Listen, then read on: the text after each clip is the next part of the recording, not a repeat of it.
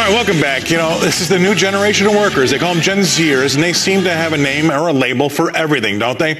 A few of the names or labels that you won't hear from them are this: the nose to the grindstone. You won't hear that. Or works well under pressure. You're not going to hear that one from them either. They're actually coining a new phrase, which actually means the opposite of those things. It's called lazy girl jobs. Jobs that allow you to hide from pressure and engage in behaviors that basically pamper you.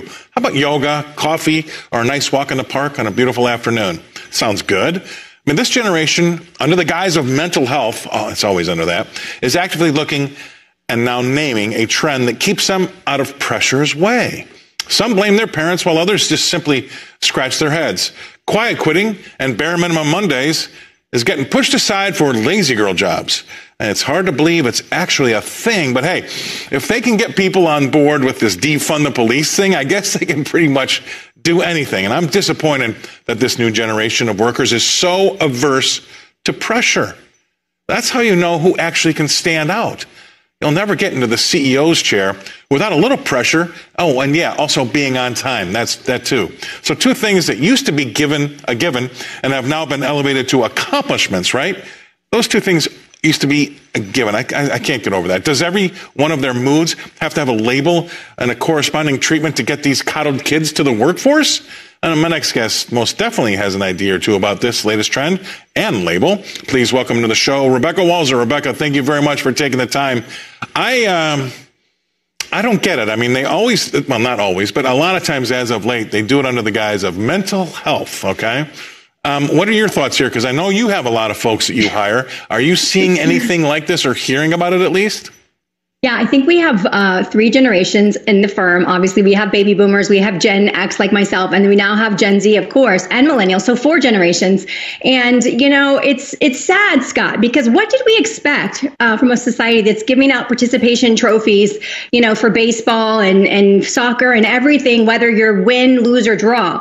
You know, I actually looked this up to see, because to quantify statistically, like, what is the issue with Gen Z? And I love them to death, but we do have a slight issue. And Deloitte did a study of 1,300 managers and found that 65% of them say that they often are firing Gen Z more than any other generation, and they find it very difficult to work with them. 3 out of 4 managers studied by Deloitte said that they find Gen Z the hardest generation to work with. And that is because exactly what you're saying, they have been taught and trained that just by showing up, you've accomplished something. And just by being there, you know, you're gracing us with your presence, that, you know, now we're fortunate to be in your presence. And, you know, that's great to have a really high self-confidence and self-worth, as long as it's followed up by actual action and follow through and skill set. You know, right now, employers are really feeling this pinch. We have literally nearly 10 million jobs that are still open, and we have a workforce that doesn't seem to be wanting to get back to work anytime soon.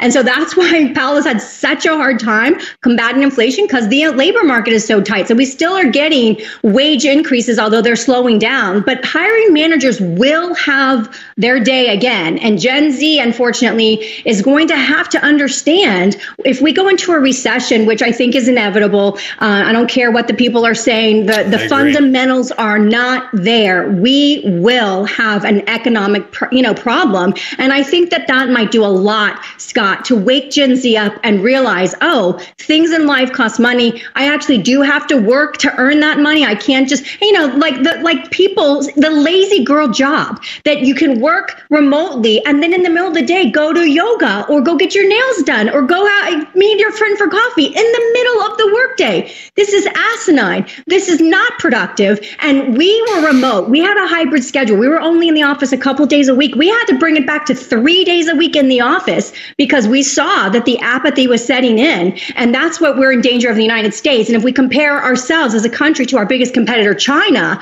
we are way far behind in I would say employment efficiency. So we have big problems ahead competing in the world stage. And you're exactly right. And here's where it makes me sick to my stomach, because It is. A lot of it's under the guise of mental health because that makes it a little bit bulletproof to them. Like you can't really come at them. But I just want to say that, Game 7, when Michael Jordan got to the line, do you think the guy had pressure on him? Do you think he folded and walked away and said, you know what, I want to go do something from home. I don't want to really, handle this. Because that's how you get to know how good people are, is under the gun, under pressure. That's what I can't stand. If Joe Montana has got to make a first down and he's got 7 yards to make a first down to win the Super Bowl, I mean, that's pressure. You're going to have pressure if you're going to succeed. If you don't want to succeed, get that lazy girl job. What do you think?